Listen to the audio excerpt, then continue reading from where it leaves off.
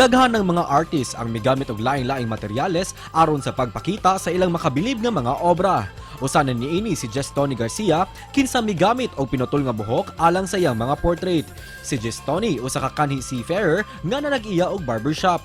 Ubay-ubay na nga mga portrait sa mga iladong artista ang iyang nahimuan. Aduna usab siya portrait nga iyang gigamitan sa iyang pinutol nga buhok.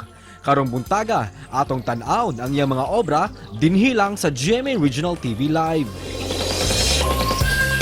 Karong buntaga, maila-ila nato kining seafarer nga nag-viral sa social media, mga kapuso. Pinalahing obra nga ginama gikan sa iyang buhok. Jestoni Garcia, maayong buntag, Sir Jestoni. Welcome sa GMA Regional TV Live. Pakibati naman, sir, ating mga kapuso ngayong umaga. Magandang araw po sa inyo lahat.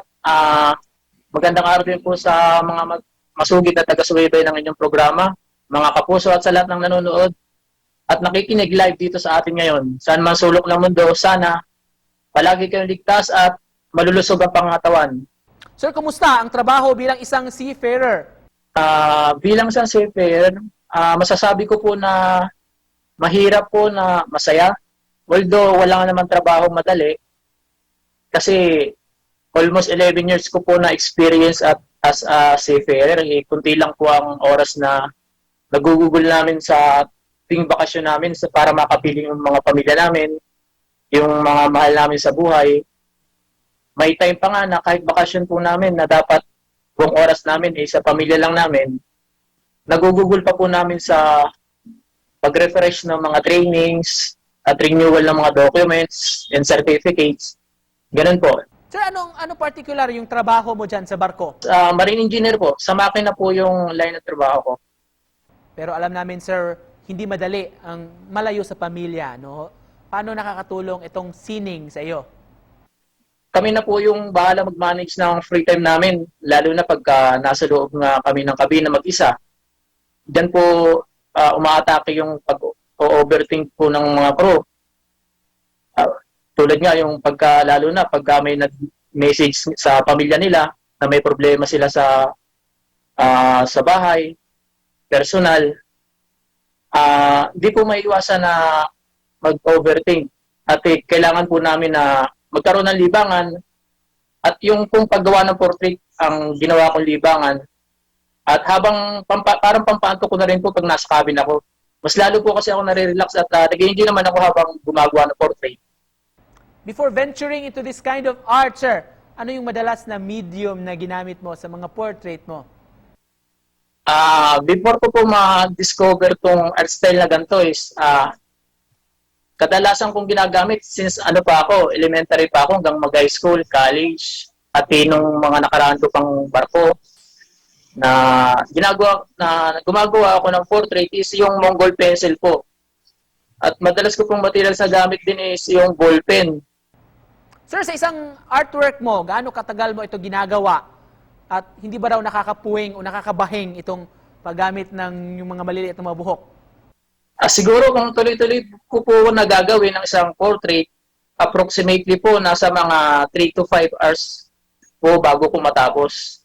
Di tulad sa barko kasi na halos umaabot po kasi ako ng 1 week bago matapos ko. Hindi naman po ako nababahing or napupuwing kasi ginagawa ko po ito sa tahimik at walang masyadong hangin sa lugar tulad sa barko.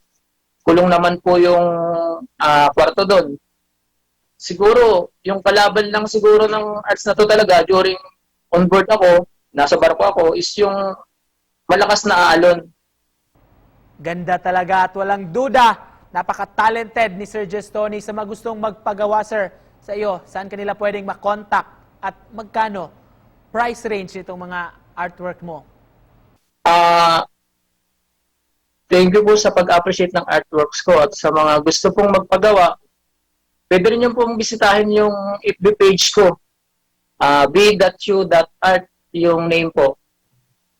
Pero yun nga, tulad ng nasabi ko kanina, hindi pa po ako ready sa commission. Meron po ako ngayong mga nakapilang commission, pero sinasabihan ko po sila na pagka po natapos ko na yung pinoportrait ko ngayon na tinitesting ko kung maganda ba yung output kasi hindi kasi basta-basta na pag-layout ng mga buhok, kailangan kasi yung pag-cover mo, hindi siya madaling matatanggal. Di lang pagtatapos, Sir Gestoni, maaari bang humingi ng mensahe galing sa'yo para sa ating mga kapuso, mga artists na tulad mo? Isipin na lang siguro natin na yung kukompetensya natin is yung sarili lang din natin. Tsaka, bigyan din natin ng importansya yung improvement natin araw-araw. Kahit gaano man yan kaliit, ibig sabihin lang yan, nag-grow tayo kahit paano as an individual. Alright, Sir Gestoni, thank you so much sa pagsama sa amin. Thank you for sharing your talent and your art sa ating mga kapuso. Seafarer ni siya kaniadto o karon artist, negosyante, Gestoni Garcia.